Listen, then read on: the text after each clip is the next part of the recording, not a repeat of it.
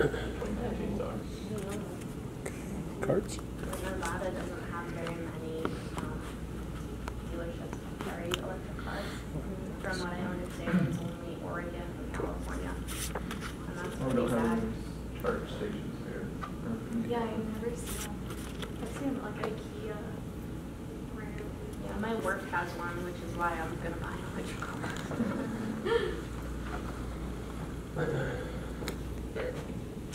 At the time, in 1941, the bombing of Pearl Harbor affected many lives, including those of Japanese descent. But long after the war, many were still affected. My purpose is to inform you about the effects of Pearl Harbor on Japanese Americans. I'll be talking about how Pearl Harbor affected the lives of Japanese Americans during the bombing, but also after. So first, I'm going to talk about the day of the attack and where it all began. According to BBC.com, when Pearl Harbor was hit, most of the world was already battling in World War II. The US did not join that war until a few years later because of this attack. According to that same website, over 2,000 people were killed in this attack. Many were civilians, but majority of them were military. According to lock.gov, not long after the attack, Japanese Americans were rounded up. In March of 1942, the Army issued a civilian exclusion order that sent over 100,000 people along the West Coast into internment camps due to their ethnic background.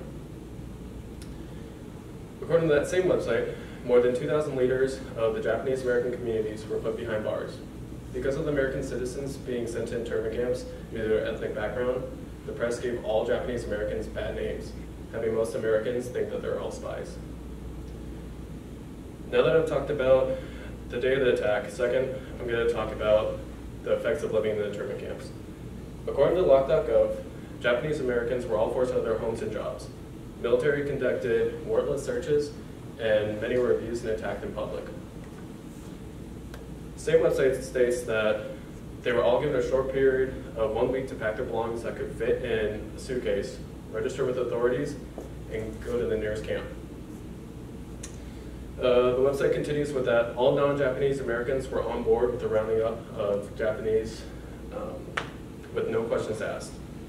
The military did not have to prove that the prisoners had any ties with the attack. As long as they had Japanese blood, they were taken away. The website continues with that the camps seem to be more like prison camps, with being in the middle of the desert, barbed wire fences, and watchtowers with armed guards and them watching their every move. Throughout the whole war, internees protested about how they were treated. Many tried to prove their patriotism by enlisting in the military. The website follows with that not long after living in the internment camps, Japanese Americans had routines where children would go to school in the morning and adults would do stuff like farming. Now that I've talked about life at the internment camps, finally, I'm going to talk about life after the war. Japan Times states that it was difficult for most to go back to their lives after they're free, due to many losing their jobs and businesses after being put into internment camps. It was almost as if they had to start all over again. The website also states that many were still looked at differently, By the end of World War II, 125,000 people had spent time in what was considered by many a concentration camp. The majority of those people were children. BBC.com stated that more than 100,000 Japanese Americans were compensated with the Civil Liberties Act signed by President Ronald Reagan in 1988, over 40 years after this mistreatment happened. Many have said it was long overdue, but nonetheless, it finally came about.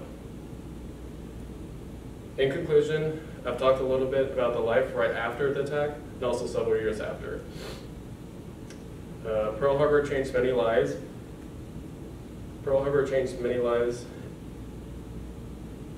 Especially those of Japanese descent. But though it came years later, Japanese Americans were slowly compensated.